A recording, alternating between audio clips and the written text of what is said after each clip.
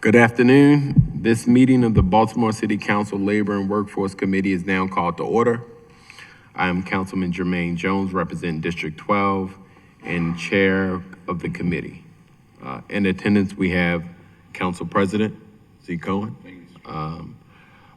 Councilman Ryan Dorsey from District 3, 3rd District, and Councilwoman Felicia Porter from the 10th District. Thank you. And also on committee staff, we have Trey Hayes. Thank you, Mr. Chair. Before we begin, let's please take a moment, turn off your cell phones, silence your phones, please.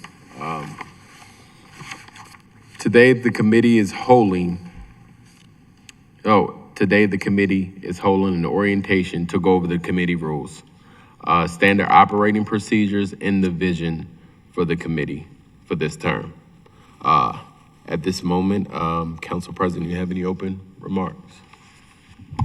I'll just take a quick minute to thank the chair for his good work, not just today, not just in the next 4 years, but all that he's done consistently for working people in Baltimore. Having Jermaine Jones as our labor chair for the city council makes nothing but sense because he's been fighting for working people for as long as I've been in town, and I'm appreciative of that. I also would just say for the record that this is going to be one of the most pro-worker city councils in history.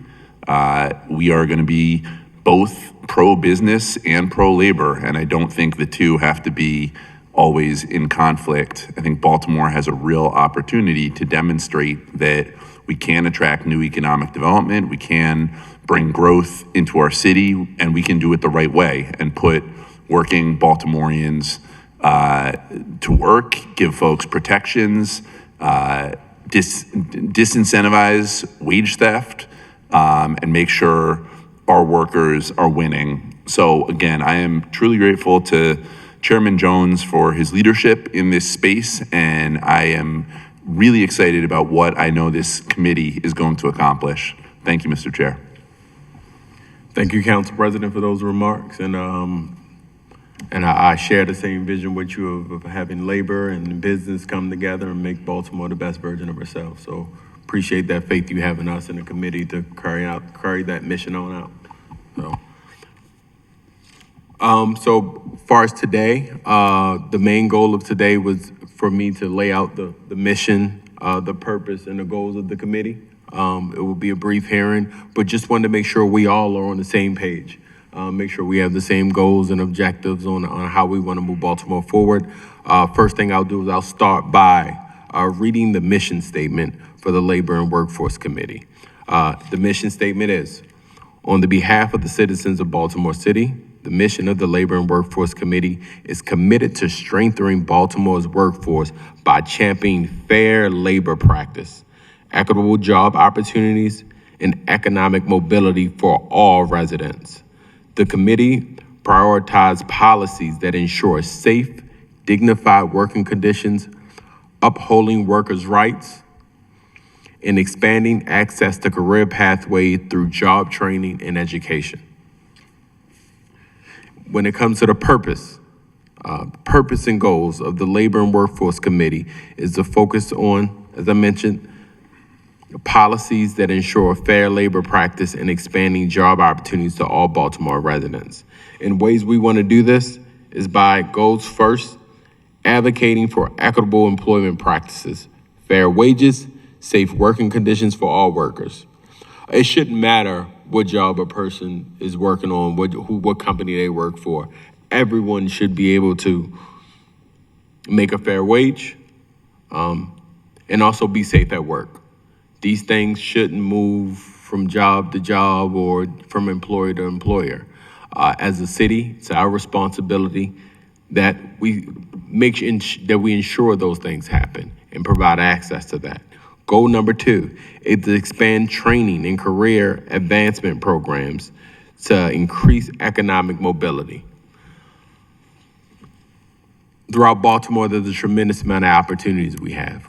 when it comes to economic development, when it comes to our eds and grads. The goal of this committee and the goal of the city is figuring out how are we going to connect our residents with those opportunities. Not just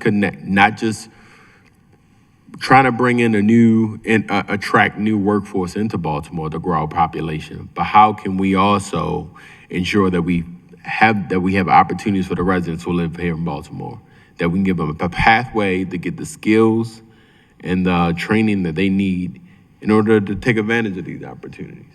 And I look forward to working with everyone going to committee on talking to businesses, pushing businesses, and letting them know that Baltimore City is going to have one of the best trained workforces, and that they should come to Baltimore to do business because we're going to invest in our people. There's one thing I noticed about Baltimore, I learned about Baltimore, is you can always bet on Baltimore. And for when we double down on our residents, on our citizens, that comes back, that return comes back in double. And that's what we want to do as a part of the workforce and as far as the Labor and Workforce Committee.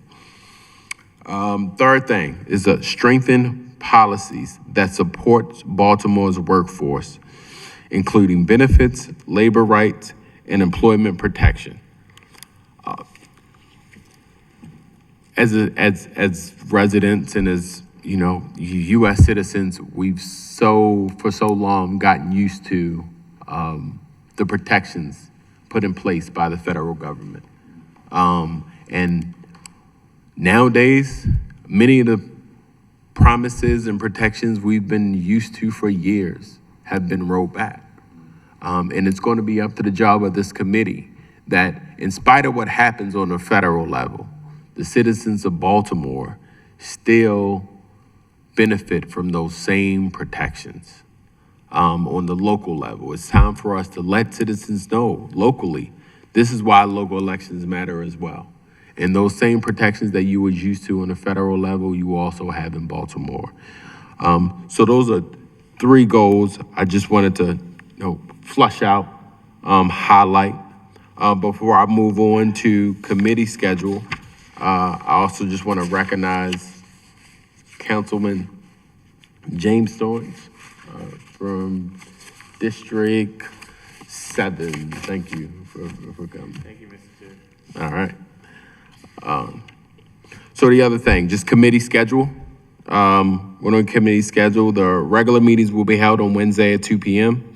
In the Dew Burns Council Chambers on the 4th floor. As far as public engagement and testimony, public testimony will be limited to 3 minutes per speaker. And also virtual participation is permitted, with the attendees are required to use the raise hand function to be recognized. And we also ask that virtual testimony people register before the committee in order to testify virtually. So committee responsibilities: members must attend meetings, review material, and actively participate in the discussion. Staff will provide brief documents at least 3 days in advance to each meeting, and agency reports must be submitted within 10 days of a request. And lastly, a hearing notice. A 30-day notice will be provided before a hearing, except in cases requiring urgent intervention.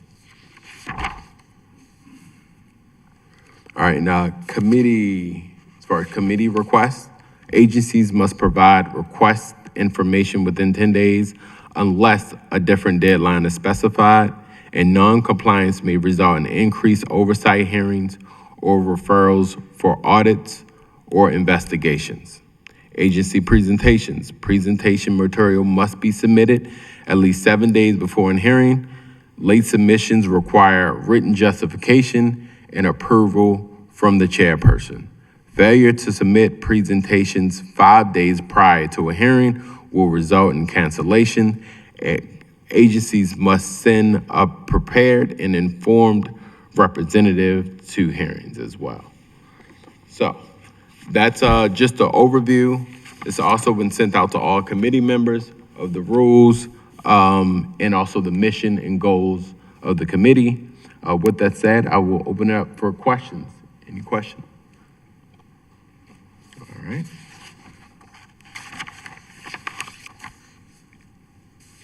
If no questions, is there anyone else who would, I will now open it up for public testimony. Receive public testimony. Is there anyone who would like to testify but did not sign up in advance? All right, one, all right. That concludes the public testimony. And before we adjourn the hearing, just want to make one last remark and say we're going to have our work cut out for us, you know. But I have faith in everyone on the committee and on the city council that in spite of the challenges that we may face on the federal level and the local level, Baltimore is going to do what we need to do, which is take care of Baltimore. As we see now, there are people going to be out of work. There are federal workers who are out of work, never expected to be out of work. And they're going to lean on us to be nimble, respond quick, and do things in ways that they haven't been done before. And it's our chance to make that change and to really make a real impact. And I look forward to working with you all. Council President, yeah. All right, thank you everyone for your attendance. This hearing is now adjourned. Thank you.